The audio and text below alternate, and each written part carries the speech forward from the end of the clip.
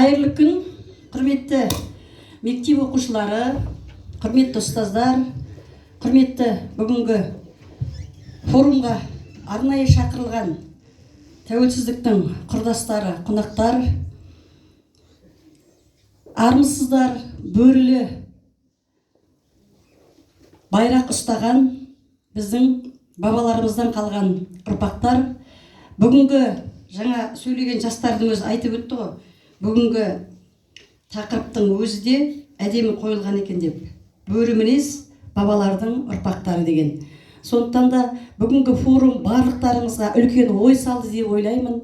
Осы форумды ұйымдастырғандағы біздің жастарымыздың мақсаты тәуелсіздік алған жылдары өмірге келіп, өздерінің өмір жолдарын бастаған және осы әртүрлі қызмет саласында жетістіктерге жеткен біздің облысымызға, республикаға белгілі Маңғыстаудың жастарын біздің мектептің оқушыларына таныту, оларға бойындағы әртүрлі жақсы қасиеттерін үйрету, солардан үйрене білуге дағдыландыру және бір жағынан мамандыққа баулу.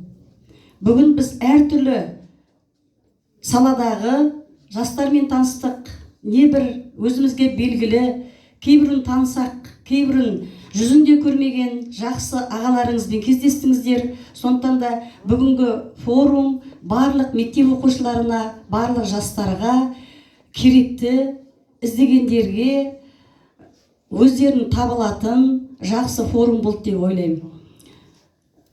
Қарап отырсақ, осы тәуелсіздіктің алған 30 жылдың ішінде өмірге келіп, өзінің өмірден орнын тапқан әртүрлі саладағы жастармен кездестік, өте қуанып отырмыз.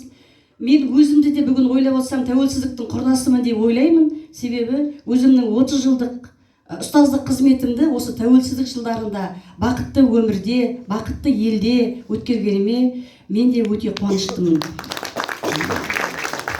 Жетістікке жеттік осы тәуелсіздік жылдарында. Ұстаздық қызметтегі жетістігіміз, барлық жастық энергиямызды осы тәуелсіздік ұрпақтарына беріп, қызмет жасағанына мен өзімді бақытты ұстазбын деп ойлаймын. Сондықтан да тәуелсіздігіміз берік болсын. Қош келдіңіздер, құрметті қонақтар. Сіздермен жүздескенімізге өте қуаныштымын. Жақсы кездесу болды деп ойлаймын. Қазақ айтады ғой, білек, саусақ бөлек болса да, білек бір, әр кеудедегі жүрек бөлек болса да, тілек бір деп. Қазіргі осы залда отырған барлық жастардың тілегі бұл тәуелсіздіктің мәңгі болуы.